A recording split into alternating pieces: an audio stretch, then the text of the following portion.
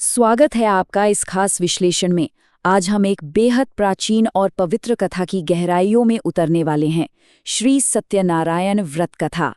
अक्सर हम इसे घरों में सुनते तो हैं, लेकिन क्या आपने कभी सोचा है कि इसके पीछे के असल नैतिक पाठ और वो कहानियां क्या हैं जो पीढ़ियों से लोगों को मोक्ष का रास्ता दिखा रही हैं?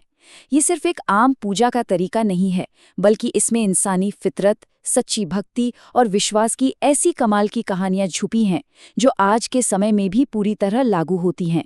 तो चलिए, बिना किसी देरी के इस दिलचस्प सफर की शुरुआत करते हैं। इस सफर में हमारा रास्ता कुछ ऐसा रहेगा। सबसे पहले हम देखेंगे कलयुग में इस व्रत की शुरुआत कैसे हुई, फिर बात करेंगे सच्ची आस्था और पूर्ण समर्पण की, उसके बाद अहंकार और तोड़े गए वादों के नतीजों पर नजर डालेंगे, फिर प्रसाद के अपमान और उससे मिलने वाले दंड को समझेंगे, और अंत में जानेंगे कि सत्यनारायण भगवान की कृपा से मोक्ष कैसे मिलता है। चलिए आगे बढ़ते हैं। तो शुरुआत करते हैं हमारे पहले पड़ाव से। कलयुग में इस व्रत की उत्पत्ति कैसे हुई? हमारी ये कहानी शुरू होती है पवित्र नैमिषारण्य में। जरा कल्पना कीजिए, एक साथ 88,000 ऋषि वहां मौजूद थे जो कलयुग में आम इंसानों के उद्धार के लिए कोई आसान सा रास्ता खोज रहे थे। दरअसल हुआ ये था कि योगीराज नारद मुनि धरती पर इंसानों को उनके कर्मों के वजह से दुखी देखकर बहुत परेशान हो गए थे।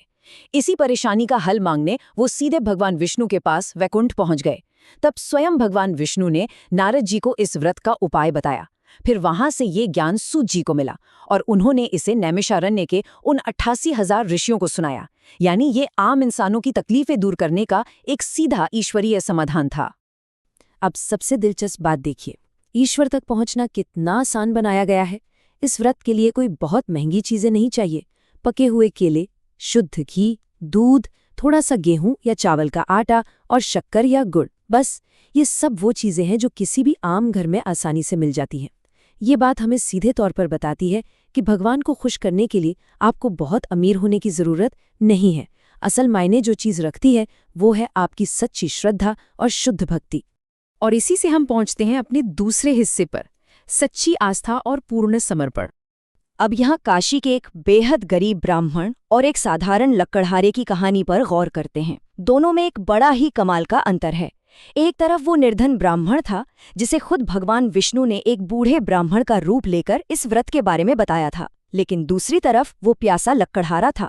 उसे साक्षात भगवान नहीं मिले, बल्कि उसने सिर्फ उस ब्राह्मण को पूरी श्रद्धा से ये व्रत करते हुए देखा। और पता है, सिर्फ उसे देखकर ही लकड़हारे ने भी इस व्रत को अपना लिया। मतलब ज्ञान सीधे भगवान से तो मिल ही सकता है, लेकिन किसी सच्चे भक्त को देखकर भी वैसी ही प्रेरणा मिल सकती है। उस लकड़हारे ने उस दिन एक बड़ा ही सीधा सा लेकिन जीवन बदल देने वाला संकल्प लिया। उसने कहा, आज लकड़ी बेचने से मुझे जो भी पैसा मिलेगा उसी से मैं भगवान सत्यनारायण का उत्तम व्रत करूंगा। ये अपने आप में पूर्ण समर्पण की एक बहुत ही असाधारण बात है। और इस अटूट विश्वास का नतीजा क्या हुआ? उस दिन उसे बाजार में अपनी लकड़ियों के दाम पहले से 4 गुना ज्यादा मिले। सिर्फ इतना ही नहीं, जीवन भर सारे सुख भोगने के बाद उसे अंत में बैकुंठ धाम की प्राप्ति हुई। सच्ची आस्था का इससे बेहतरीन उदाहरण और क्या हो सकता है? चलिए अब तीसरे हिस्से की तरफ बढ़ते हैं, जहां कहानी थोड़ा अलग मोड़ लेती है, अहंकार और तोड़े गए वादे। यहाँ से ये कथा एक बहुत ही नाटकीय चेतावनी बन जाती है।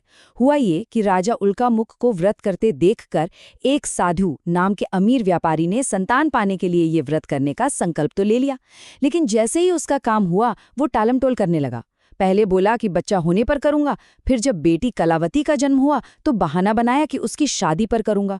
और कमाल देखिए, जब बेटी की शादी भी हो गई तब भी वो अपना ये वादा बिल्कुल ही भूल गया। अब हम सभी को ये समझना होगा कि जब हम भगवान से किया वादा ही अहंकार में भूल जाएंगे तो ईश्वरीय क्रोध का सामना तो करना ही पड़ेगा। और वही हुआ। वादे तोड़ने के बहुत ही गंभीर परिणाम सामने आए। भगवान के श्राप के चलते जब वो व्यापारी और उसका दामाद रत्नासारपुर में अपना व्यापार कर रहे थे तो एक दिन अचानक बड़ी मुसीबत में फंस गए। एक चोर ने राजा के यहाँ से चुराया हुआ खजाना चुपचाप उनके पास रख दिया।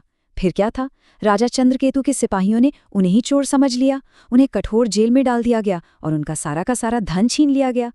अहंकार के पतन का ये एक बहुत ही स्पष्ट और खौफनाक चित्रण है, जो हमें ले आता है हमारे चौथे भाग पर, प्रसाद का अपमान और उसका दंड। अब कहानी में एक और जबरदस्त मोड़ आता है। काफी मिन्नतों के बाद जब वो व्यापारी जेल से छूटा और अपनी नाव लेकर वापस घर लौट रहा था, तब रास्ते में खुद भगवान विष्णु एक दंडी सन्यासी का रूप लेकर आए और उससे पूछा कि भाई तुम्हारी नाव में क्या भरा है। अब व्यापारी के अंदर अभी भी अपना धन छिन जाने का डर और अहंकार बाकी था। उसने सरेआम झूठ बोल दिया कि नाव में तो बस सूखे पत्ते और बेल भरे हैं। इस पर सन्यासी ने बस इतना कहा, तुम्हारा वचन सत्य हो, और पलक झपकते ही सच में उसकी सारी की सारी धन संपत्ति सूखे पत्तों में बदल गई। लालच और झूठ का सीधा और तुरंत नतीजा। माफी मांगने पर व्यापारी को उसका धन तो वापस मिल गया, लेकिन असली परीक्षा भी बाकी थी। यहाँ श्रद्धा और सम्मान का महत्व समझना बहुत जरूरी है। जब व्यापारी घर पहुंचने वाला था तो उसकी बेटी कलावती अपने पति के लौटने की खबर सुनकर इतनी ज्यादा उतावली हो गई कि उसने भगवान का प्रसाद छोड़ दिया और बिना प्रसाद खाए ही नदी की तरफ दौड़ पड़ी।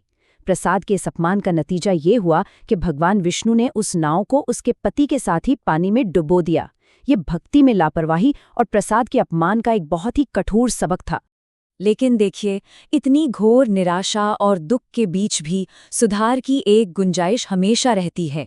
तभी आकाशवाणी हुई, एक ईश्वरीय आवाज गूंजी, तुम्हारी कन्या मेरे प्रसाद को छोड़कर आई है।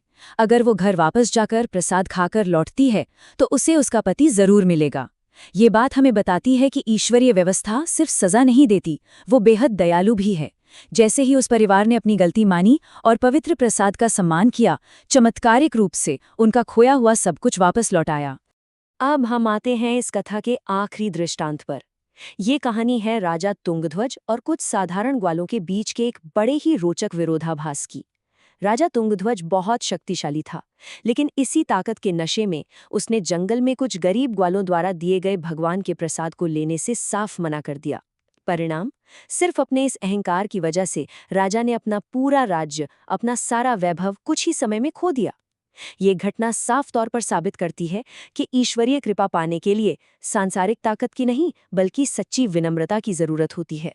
और इसी के साथ हम पहुंचते हैं अपने अंतिम भाग पर, सत्यनारायण की कृपा और मोक्ष। हम इस कथा के सबसे अद्भुत हिस्से पर आ गए हैं। अगर हम इन सभी किरदारों के जन्म जन्मांतर के सफ़र को देखें तो एक बहुत ही हैरान करने वाली बात सामने आती है। वो गरीब ब्राह्मण जिसने सबसे पहले व्रत किया था, वो अगले जन्म में भगवान कृष्ण के परम मित्र सुदामा बने। वो लकड़हार अगले जन्म में निषादराज बना। राजा उल्कामुख भगवान राम के पिता राजा दशरथ बने। और वो व्यापारी साधु राजा मोरध्वज बना, जबकि राजा तुंगध्वज स्वयंभू मनु बने। इन सभी ने अपने आगे के जन्मों में भगवान सत्यनारायण की कृपा से परम मोक्ष प्राप्त किया। सोचिए, एक जन्म की सच्ची भक्ति इंसान की आत्मा के पूरे सफर को कैसे पारलौकिक बना देती है। इस पूरे विश्लेषण को समेटते हुए एक ऐसा सवाल है जिस पे हम सबको गहराई से सोचना चाहिए।